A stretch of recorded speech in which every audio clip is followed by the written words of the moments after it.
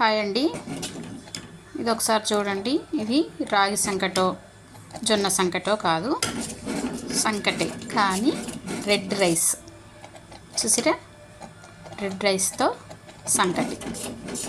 Red రైస్ని బాగా నానబెట్టి ఒక 7-8 గంటలు బియ్యాన్ని బాగా నానబెట్టాలి. నానబెట్టిన తర్వాత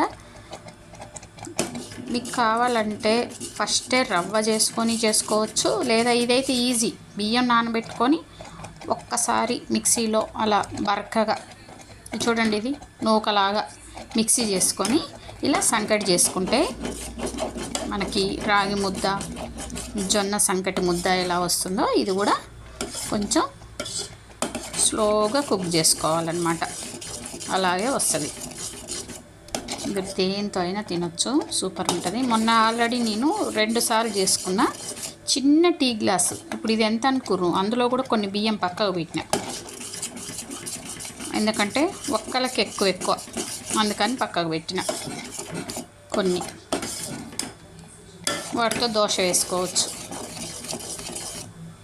కానీ ఇలా స్టవ్ తక్కువ పెట్టుకొని జాగ్రత్తగా కుక్ చేసుకోవాలి.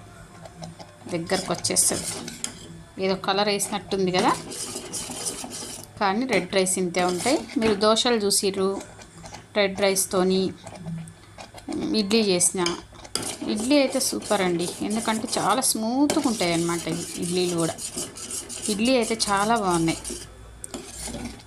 ఇది ఒక రకం సంకటి చేసుకోవడం, బలానికి బలం.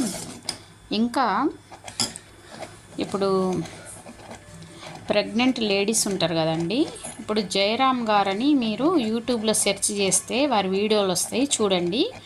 ప్రెగ్నెంట్ లేడీస్ కనుక 3 months ఈ బియ్యాన్ని కనుక ఏదో ఒక రూపంలో మీరు కనుక తీసుకోగలిగితే, వాళ్ళు కనుక తీసుకోగలిగితే ఫ్రీ డెలివరీ, తప్పకుండా ఫ్రీ డెలివరీ అయిద్దని చెప్తుండండి జయరామ్ గారు. ఇంకా షుగర్ వాళ్ళకైతే చెప్పక్కర్లేదు, అంత బలం. ఇంకా చేద్దాం, వీటి గురించి వీడియోలు చేద్దాం, ఇంకా మంచి వీడియోస్.